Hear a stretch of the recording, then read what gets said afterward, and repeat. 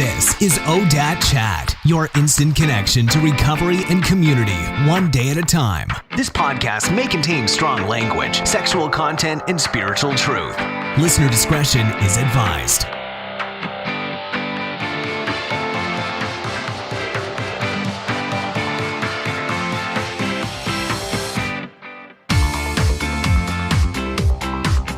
Welcome to ODAT Chat. My name is Arlina, and I'll be your host. This is actually an anniversary episode that I kind of wish I would have done last year when I celebrated 23 years, but I thought about doing a solo episode. I guess I just wasn't ready, so I kind of just opted out. However, this year, a lot has happened, and I thought it was worth a short episode to share what I've been learning. It's kind of scary to be doing just a solo episode, but you know what? Who cares? So there have been some highs and lows that I'll cover, but let's start with, I'm just going to start with the low so we can end on a high note. Most notably, on January 4th, a beautiful soul and sweet sister in sobriety, Katie Oxley Thomas, passed away. She was 40 years old. And the last thing I told her was that I just got laid off from work the day before, actually. It was a terrible way to start off the beginning of the year. But Katie was actually the second guest to ever be on the podcast. And I never could have predicted in a million years the impact that episode would have on me. Certain members of her family actually reached out to me to share the healing effect that episode had on them. And for that, I'm eternally grateful. I can tell you that, the podcast, while it's a labor of love, it's a lot of work. And sometimes I'm like, why am I doing this? Is anybody being helped by it? I don't know. But I was really grateful for that experience. And I'm grateful to her family members who reached out. It was just something very unexpected. And, the loss of such a fun-loving and beautiful soul has really had a dramatic effect on my personal circle. On one hand, death has a way of, kind of cutting through the BS. Where I had felt some judgment or resentment, those feelings were suddenly gone. And I also suddenly felt protective and responsible for those around me who were suffering. However, as the days went on, I observed how grief can really affect a community and how everyone handles it differently. Some people banded together and some people kind of fractured and isolated, and some relationships changed. And what I've come to understand that all of this is normal. It's not easy, but it's normal. And if you're in a recovery community, experiencing loss is kind of part of the deal. I remember when I first got sober, they said if you stay sober long enough, you'll go to a lot of funerals. And that has been my experience. I have been to more funerals than I wish I would have, but that's how it is sometimes. This is alcoholism and drug addiction are life and death issues, and it happens, so I just wanted to share that because, as people in their communities go through things like that, it's important to know that you're not alone and that others go through it too. And grief is just a very personal experience, and everyone does it different. So be patient and loving with each other is sort of my takeaway from that. The experience has also helped me to see more clearly what is really important to me. So the things that stand out the most are the type of people I spend time with. I find that I'm willing to let go of some friendships, and instead I find myself among people who are sort of dedicated to looking for the good, even while they struggle with challenges, people who are giving as much as they're getting. Also, I've decided to stop trying to push or really drag people through sobriety, those who don't want to participate in life the way that I want to, mostly because it's arrogant for me to think that I know what's best for someone else.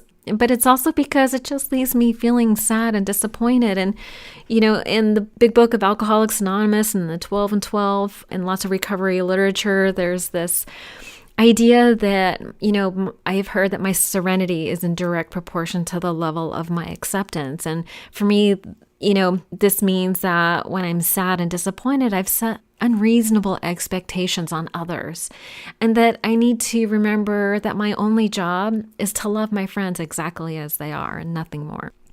Another challenge was dealing with my teenage son's depression, and I want to be respectful of his privacy, so without going into too much detail, I can share that as his mother, I have never felt, this is a little harder than I thought it was going to be, I have never felt more powerless or frightened in my entire life.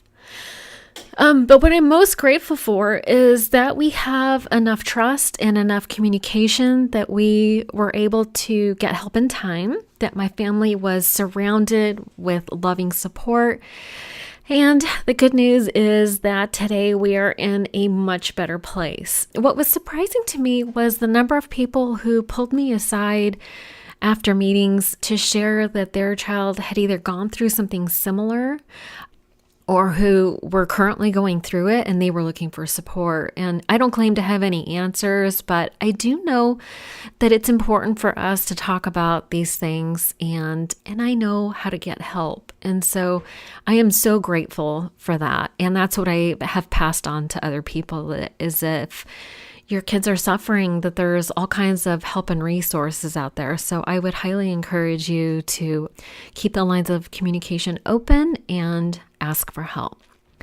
And in both situations where I experience loss and with my son, something has actually shifted in my concept of a higher power. And this is only my opinion, and it will most likely evolve, but it's around the idea that God, quote, has a plan.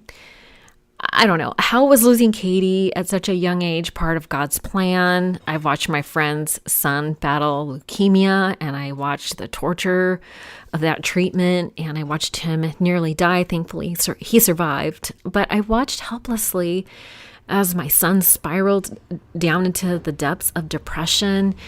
Is this part of God's plan, or are these just things that happen to people? I don't really know. But what I feel certain of is that God can use these things for good, just like my alcoholism has been used for good. I now have a completely different perspective on depression that maybe makes me more compassionate or useful to someone else. After losing Katie, I feel different. I realize what I loved most about her was her zest for life, and that I want to be more like her. She makes me want to be the best version of me. So that's what I'm going to do. And I want to celebrate. I want to celebrate every little thing the way she did too. And the other thing I learned from this was that, and this was just my takeaway, that nature is always seeking to restore balance in the world. And I lost such a beautiful, positive light and in the world that I just feel like something amazing has to happen to balance that out. So I am certainly going to do my part to try to balance that out and bring additional light into the world. So that's it for the super heavy things. Thanks for hanging in there for that. I just want to talk about some fun things that I have planned. I have actually been growing the podcast by connecting with people who, kind of share the same vision and goals, which is to help others recover from alcoholism, drug addiction, workaholism, sex addiction, gambling, eating disorders, and all kinds of other things. I have found that there are so many ways for people to connect and heal. It's really almost mind-boggling. The online community runs wide and strong, and I look forward to sharing stories from people who are from all kinds of communities like Refuge Recovery, Celebrate Recovery, and other online communities like She Recovers and the Center for Open Recovery. So I think that'll be super interesting, and I can't wait to share those with you. And really what is so fascinating to me is that no matter what the problem is, the solutions are all very similar. They're not exactly the same, but they're all very similar. So I'm looking forward to sharing all of those stories too.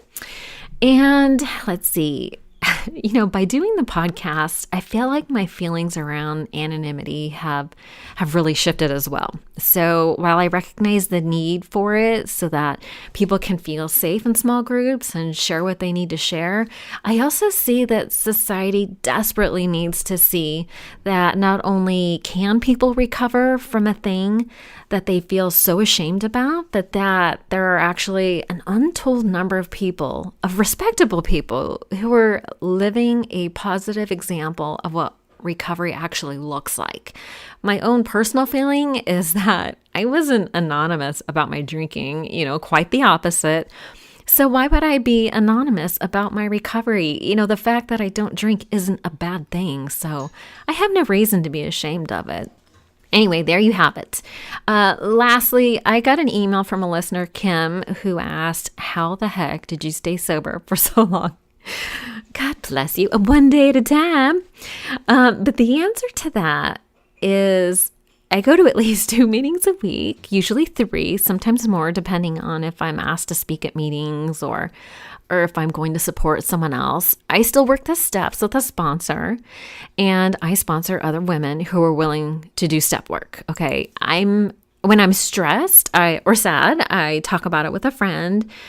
I pray almost every morning for God to direct my thinking and to help relieve me of, the bondage of self. And sometimes I even meditate.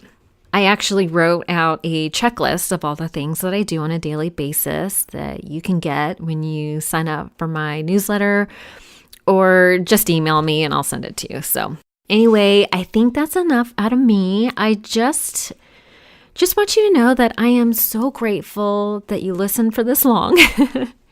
And that I'm grateful for your support of the podcast. And I'm super excited for the future of the podcast and to share the stories from people who have dedicated their lives to helping others. So I hope you are enjoying the podcast and that you share it every chance you get.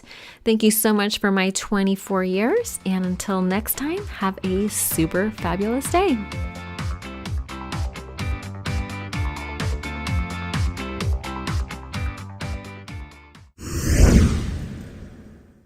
One last thing before you go, if you enjoyed the podcast today, please don't forget to subscribe on iTunes or Stitcher and leave a review. Have a great day. Thank you so much for joining us.